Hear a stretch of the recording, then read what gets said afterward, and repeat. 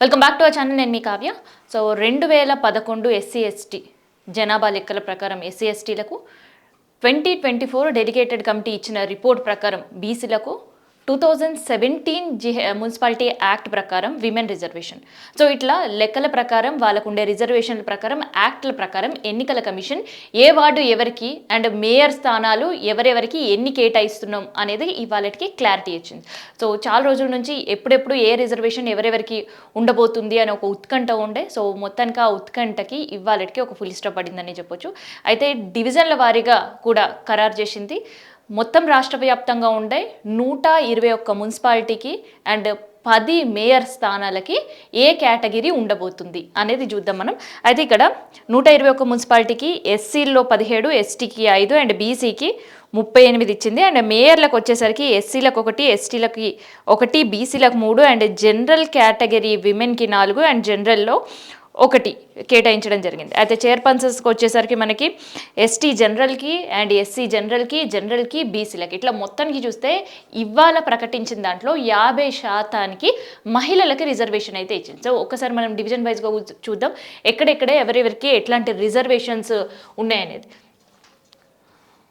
అయితే ఇక్కడ జిహెచ్ఎంసీ మేయరే ఈసారి కూడా ఉండే అవకాశం ఉంటుంది. ఎందుకంటే జిహెచ్ఎంసీ మేయర్లకు సంబంధించి జనరల్ కేటగిరీ అండ్ దాంతోపాటు విమెన్ కేటగిరీ కూడా రావడం జరిగింది. అయితే ఇక్కడ reservations for mayor Kothagudem ST జనరల్కి వచ్చింది and SC category Ramagundam SC జనరల్కి వచ్చింది అండ్ బీసీ కేటగిరీకి సంబంధించి Mahabubnagar BC women and Mancherial BC general and Karimnagar కూడా బీసీ జనరల్కి ఇవ్వడం జరిగింది. అండ్ ఖమ్మం విమెన్ జనరల్కి ఇచ్చింది, నిజామాబాద్ ఉమెన్ జనరల్ అండ్ ఇక్కడ అన్రిజర్వ్డ్ 1 అండ్ జిహెచ్ఎంసీ హైదరాబాద్ మేయర్గా కూడా విమెన్ ఉండబోతుంది అండ్ నల్గొండకు సంబంధించి కూడా జనరల్ విమెనే ఉండబోతుంది. సో ఇదంతా కూడా 2017 మున్సిపాలిటీ చట్టం ప్రకారం 50% ఏదైతే మహిళలకు రిజర్వ్ చేయాలనే యాక్ట్ ఉందో సో దాని ప్రకారం ఈసారి ప్రకటించిన దాంట్లో మహిళలకు 50% రిజర్వేషన్ అనేది వచ్చింది. అండ్ ఇక్కడ చైర్పర్సన్స్ కేటగిరీ ఒకసారి చూద్దాం. Kalluru ST general and Bhoothpur ST general, Mahabubabad ST general, Kesammadugu ST women and Ellampet ST విమెన్కి ఇచ్చిండ్రు. స్టేషన్ గన్పూర్ ఎస్సీ జనరల్కి వచ్చింది అండ్ జమ్మికుంట కూడా ఎస్సీ జనరల్కి వచ్చింది అండ్ హుజూరాబాద్కి వచ్చేసరికి ఎస్సీ ఉమెన్కి వచ్చింది ఇక్కడ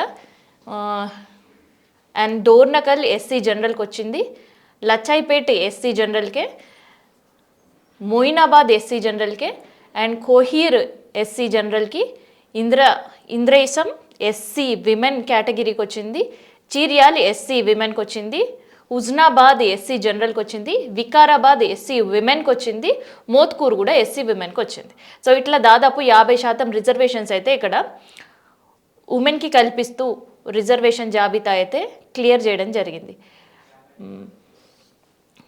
తర్వాత ఇక్కడ Alampur BC reservation, Vardhanapalli BC reservation, Kamareddy BC ఉమెన్కి వచ్చింది, బాన్స్వాడ కూడా బీసీ ఉమెన్కి వచ్చింది, ఆసిఫాబాద్ బీసీ జనరల్కి వచ్చింది అండ్ దేవరకద్ర బీసీ ఉమెన్కి వచ్చింది, చెన్నూరు బీసీ ఉమెన్కి వచ్చింది, మెదక్ బీసీ ఉమెన్కి వచ్చింది, ములుగు సీతక్క కాన్స్టిట్యున్సీ కూడా బీసీ ఉమెన్కి వచ్చింది, కొల్లంపూర్ బీసీ ఉమెన్కి వచ్చింది, అచ్చంపేట్ బీసీ ఉమెన్కి వచ్చింది, నాగర్ కర్నూల్ బీసీ జనరల్ కేటగిరీలో ఉంది.